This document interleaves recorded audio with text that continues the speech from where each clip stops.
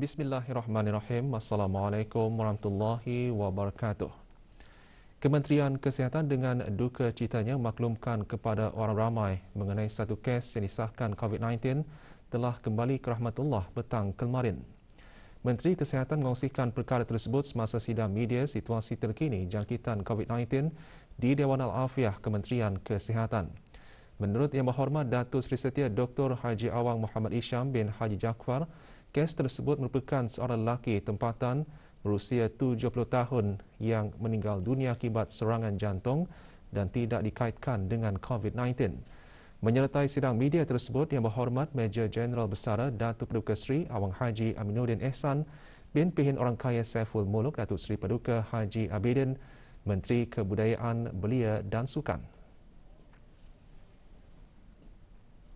Allahyarham ialah seorang lelaki tempatan berumur 70 tahun yang merupakan kes 849 di negara Brunei Darussalam dan telah dimasukkan ke unit rawatan intensif di pusat berkenaan pada malam 19 Ogos 2021 disebabkan oleh serangan jantung dan tidak dikategorikan sebagai kematian disebabkan COVID-19. Sehubungan dengan ini, demi menjaga confidentiality dan menghormati privasi keluarga Allahyarham, Kementerian Kesihatan tidak akan mengongsikan butiran peribadi Allahyarham. Orang ramai juga dipohonkan untuk sama-sama menghormati dan tidak menyebarkan maklumat-maklumat berkaitan dengan Allahyarham. Di kesempatan ini, saya mewakili keluarga Kementerian Kesihatan dan keseluruhan rakyat negara Brunei Darussalam mengucapkan takziah kepada keluarga Allahyarham dan berdoa semoga rohnya dicucuri rahmat dan ditempatkan bersama para salihin. Al-Fatihah. Sementara itu, 197 kes baharu jangkitan COVID-19 dilaporkan kemarin di negara Brunei Darussalam menjadikan jumlah keseluruhan kes meningkat kepada 1,333 kes. Yang Berhormat Menteri Kesihatan seterusnya berkata peningkatan tersebut adalah termasuk 106 kes baru bagi ujian makmal yang tertunggak, manakala 91 kes adalah dari ujian yang dilakukan oleh Jabatan Perkhidmatan Makmal dalam masa 24 jam yang lalu.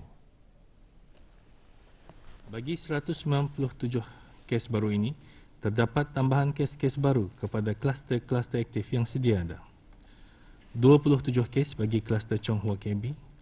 Kluster Champion 7 and surrounding vessels adalah sebagaimana pecahan berikut. 25 kes bagi kluster Champion 7 stroke Blue Titanium. 10 kes bagi kluster Champion 7 stroke Porsche Elegance, 10 kes bagi kluster Champion 7 Platform dan 1 kes bagi kluster Champion 7 Others. 10 kes lagi bagi kluster The Mall, 10 kes bagi kluster Immigration, 6 kes bagi kluster PA, 6 kes bagi Al-Falah Freda Radin, 5 kes bagi kluster BSPH Quarter Blok M, 5 kes bagi kluster 583, 3 kes lagi bagi kluster ABCI dan 1 kes bagi kluster IBT KB. Selain itu, terdapat 1 kluster baru telah dikesan. 4 kes baru pada hari ini telah dikaitkan dengan kes 884 yang dilaporkan pada 18 Ogos 2021. Kluster ini sekarang dikenali sebagai kluster 884. Manakala, terdapat 74 kes masih dalam siasatan untuk mengetahui sumber jangkitan. Kes-kes dan kluster-kluster aktif ini adalah mereka yang menjalani kuarantin setelah didapati mempunyai kontak dengan beberapa kes positif sebelumnya. Pengesanan kontak bagi semua kes-kes baru ini masih giat dijalankan. Semua kontak terdekat yang dikenal pasti akan diarahkan untuk menjalani kuarantin mandatory dan ujian RT-PCR SARS-CoV-2. Dalam pada itu, 8 kes telah disahkan sembuh pada hari ini, membawa kepada jumlah kes yang sembuh kepada sebanyak 351 kes. Ini bermakna terdapat 979 kes aktif di negara Brunei Darussalam pada masa ini. Di kalangan kes-kes aktif tersebut, 3 kes masih dalam keadaan kritikal, yang mana 2-nya memerlukan bantuan mesin pernafasan ataupun ventilation, dan 1 lagi kes memerlukan bantuan mesin tambahan heart-lung machine ataupun ECMO. Sementara itu, 20 kes yang lain telah ditempatkan di unit rawatan intensif bagi pemantauan rapi. Daripada 23 keseluruhan jumlah yang berada di unit rawatan intensif, hanya seorang saja yang telah menerima suntikan COVID-19 dengan lengkap. Dalam tempoh 24 jam yang lalu, sebanyak 4,618 sampel telah diuji bagi virus SARS-CoV-2 yang membawa jumlah keseluruhan ujian makmal dijalankan sejak Januari 2020 kepada 189,086 ujian. Bagi meningkatkan kapasiti program vaksinasi kebangsaan, Menteri Kesihatan menjelaskan satu lagi pusat suntikan akan dibuka bermula hari ini, 21 Ogos 2021. Pusat suntikan ini akan ditempatkan di Institut Sains Kesihatan Pengiran Anak Puteri Rashidah Salatul Bolkiah, Universiti Brunei Darussalam dan akan beroperasi setiap hari Isnin hingga Khamis serta hari Sabtu dari pukul 8 pagi hingga 3.30 petang. Pusat suntikan ini hanya menerima orang ramai yang telah membuat tempahan slot vaksinasi melalui aplikasi BruHealth yang telah mula dibukakan sejak tengah malam semalam. Sementara itu, sesiapa yang telah membuat tempahan slot vaksinasi COVID-19 di mana-mana pusat suntikan hendaklah memastikan mereka menerima pengesahan tempahan melalui pesanan ringkas SMS atau notifikasi kod QR melalui aplikasi BruHealth. Orang ramai yang telah membuat tempahan adalah juga dinasihatkan untuk hadir sekurang-kurangnya setengah jam sebelum masa tempahan. Orang ramai tidaklah perlu datang terlalu awal kerana ini akan menyebabkan kesesakan di pusat-pusat suntikan.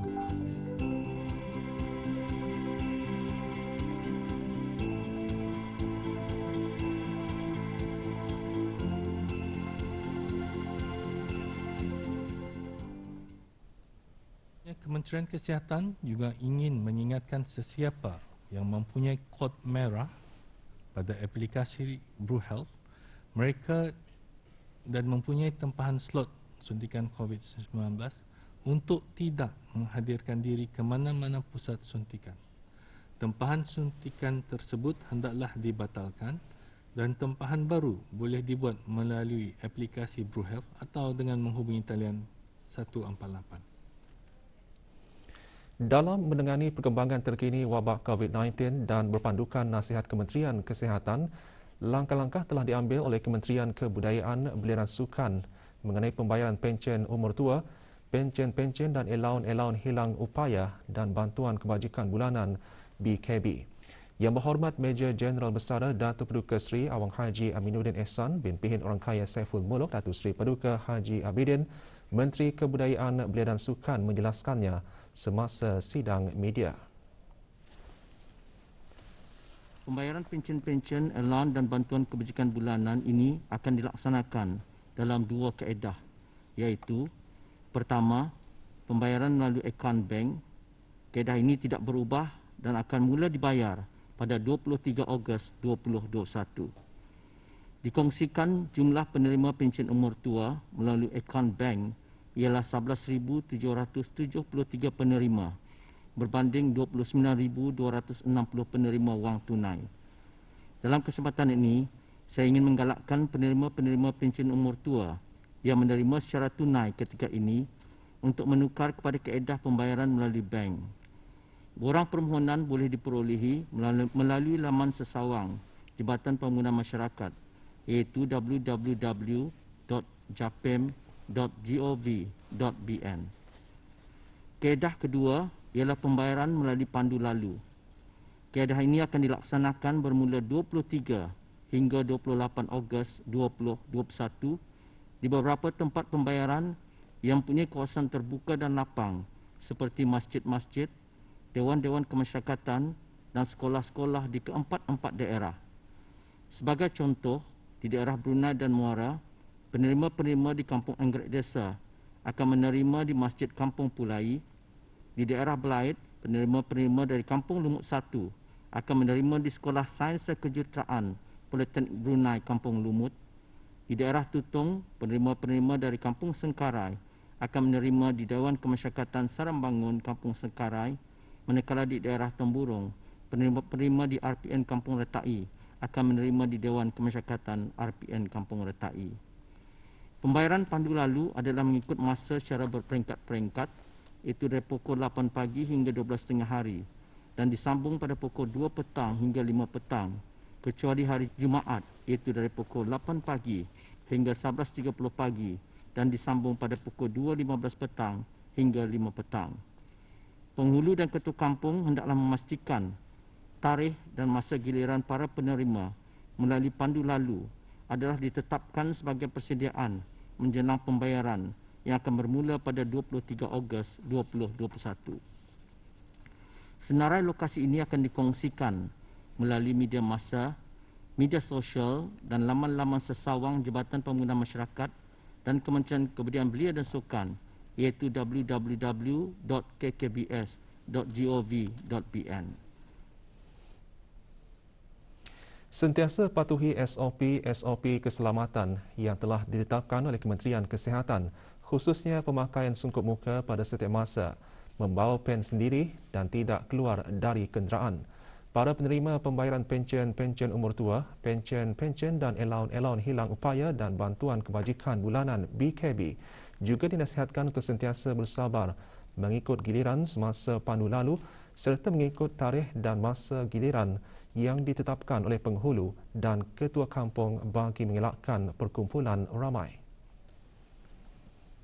Yang tidak mempunyai kenderaan ataupun kurang sihat adalah dikehendaki untuk melantik wakil dengan mengisikan borang, membawa kad pengenalan asal penerima dan disahkan oleh ketua kampung masing-masing. Manakala bagi yang tidak mempunyai wakil, hendaklah memaklumkan ketua kampung untuk mendapat kaedah pembayaran yang bersesuaian. Kepada penghulu dan ketua kampung di daerah Brunei dan Muara, proses pembayaran akan dilaksanakan pada 23 Ogos 2021 melalui kaunter-kaunter yang disediakan di bahagian warga emas dan pencen tingkat 1 dan bahagian bantuan kebajikan AM tingkat 2, Jabatan Pembangunan Masyarakat JAPIM, Bangunan Kementerian Kebudayaan Belia dan Sukan, mengikut masa yang ditetapkan secara berperingkat-peringkat menurut pembahagian mukim. Kepada penghulu dan ketua kampung di daerah-daerah lain, pembayaran akan dilaksanakan di cawangan JAPIM di setiap daerah dengan pembukaan 2 kaunter sahaja pada satu masa. Jika ada sebarang pertanyaan, hendaklah menghubungi talian kebajikan 141 atau 238-2911 sambungan 1249. Menteri Kebudayaan Belia dan Sukan juga merakamkan penghargaan kepada semua sukarelawan daripada pelbagai peringkat masyarakat, khususnya para belia yang tampil ke hadapan untuk sama-sama menangani wabak COVID-19 sejak Mac 2020. Ini termasuk Barisan Harapan Negara terdiri daripada persatuan, pertubuhan bukan kerajaan NGOs dan individu. Sehingga hari ini, lebih 4,000 sukarelawan telah mendaftar di bawah sukarelawan belia dan sejak 7 Ogos 2021, kita turut berbangga sebanyak 400 pendaftaran sukarelawan belia telah direkodkan.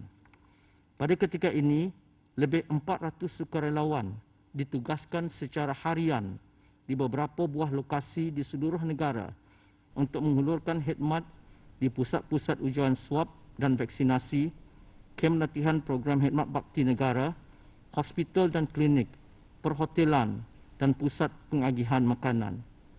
Dikongsikan para sukarelawan juga telah ditugaskan bagi penghantaran catuan makanan ke rumah-rumah individu di bawah perintah kuarantin atau menjalani pengasingan diri. Sejak 11 Ogos 2021 hingga kemarin, mereka telah menghantar catuan makanan ke 840 buah rumah bagi menampung 5,129 individu.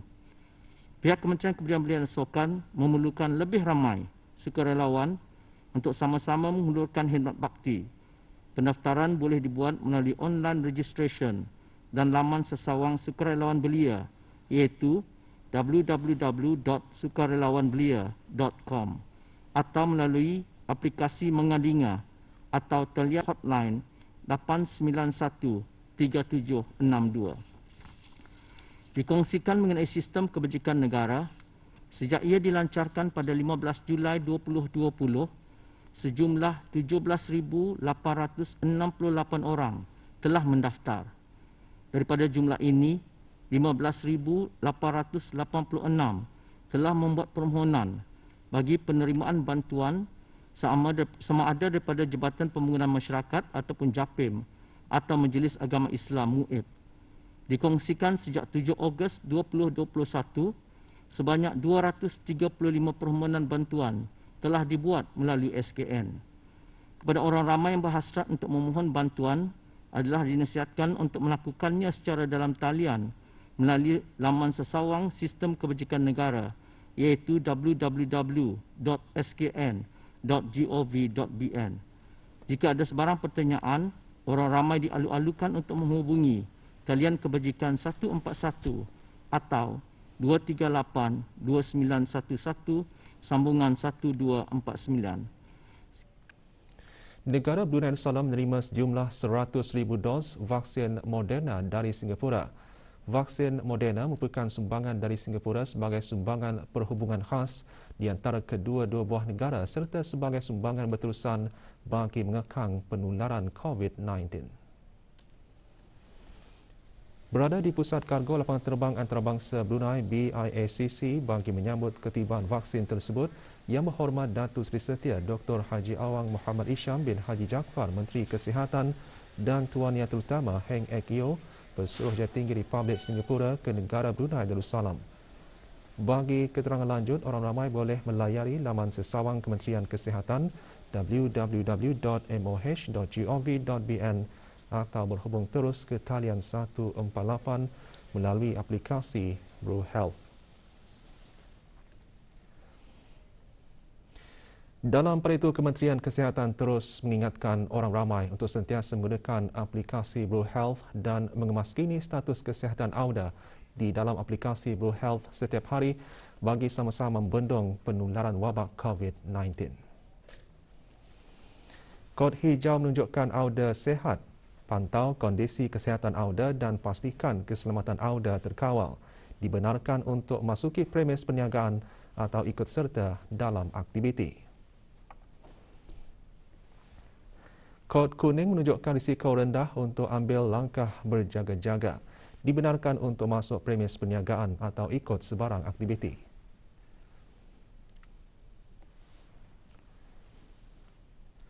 Kod merah menunjukkan individu yang punya tanda-tanda influenza seperti selesma, batuk, sejarah perjalanan ke luar negeri baru-baru ini atau primary atau secondary primary kepada pesakit COVID-19 yang disahkan. AUDA tidak dibenarkan untuk memasuki premis perniagaan atau ikut serta dalam sebarang aktiviti. Tidak dibenarkan untuk mengunjungi pusat-pusat vaksinasi. Hanya dibenarkan untuk mendapatkan ujian swab atau rawatan perubatan. Kod biru menunjukkan pesakit yang telah pulih dan sedang menjalani kuarantin selama 14 hari, namun tidak dibenarkan untuk memasuki premis perniagaan atau mengambil bahagian dalam sebarang aktiviti keramaian. Kod ungu pesakit COVID-19 tidak dibenarkan untuk memasuki premis perniagaan atau ikut serta dalam aktiviti serta tidak dibenarkan untuk mengunjungi pusat-pusat vaksinasi. Individu yang mempunyai kod BruHealth berwarna merah dan ungu tidak dibenarkan keluar rumah sama sekali kecuali untuk mendapatkan ujian swab atau rawatan. Sesiapa yang didapati melanggar atau ingkar akan mana-mana arahan yang dikeluarkan semasa pandemik COVID-19 ini adalah menjadi satu kesalahan di bawah Akta Penyakit Berjangkit Penggal 204. Jika didapati bersalah, boleh dikenakan denda kompaun sehingga RM5,000 atau boleh didakwa di mahkamah yang membawa denda sehingga RM10,000 atau penjara sehingga tempoh 6 bulan atau kedua-duanya sekali.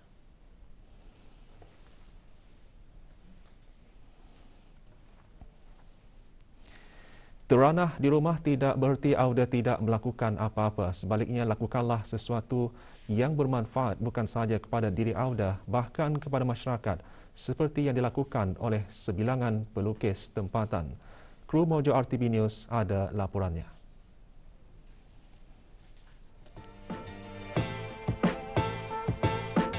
Walaupun perlu mematuhi arahan untuk teranah di rumah, namun ia bukan penghalang bagi para peminat seni lukis tanah air untuk lebih kreatif menghasilkan karya yang unik. Ini termasuk karya bagi menghargai para petugas barisan hadapan yang berbasah berkaring dalam membendung penularan COVID-19 di negara ini.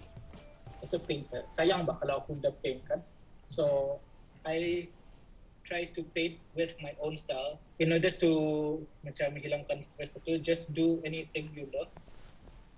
Buat saja apa yang kamu suka berhabis itu, and just hope for the best lah in everything. So kami pun dapat kritik teacher. Bagi seorang lagi peminat seni tempatan, Dayang Ainan Salsabila, teranah di rumah menjadikannya lebih fokus untuk menyiapkan projek-projek yang tergendala. Kinda gives macam ideas lah apa akan dibuat di rumah, macam maybe nada akan dibuat so they can like watch Netflix and then painting ka, start painting anything lah, macam apa saja yang dorang ingin dapat buat before this. I think they can like make use of this time to actually start a new hobby ka apa. Sebagai masyarakat yang bertanggungjawab, Auda juga sebahagian daripada barisan hadapan dalam membendung penularan COVID-19 di negara ini dengan hanya teranah di rumah. Oleh itu, manfaatkanlah masa teranah di rumah dengan sesuatu yang bermanfaat bersama melindungi negara kita ini. Aziz Ahmad untuk Berita RTB.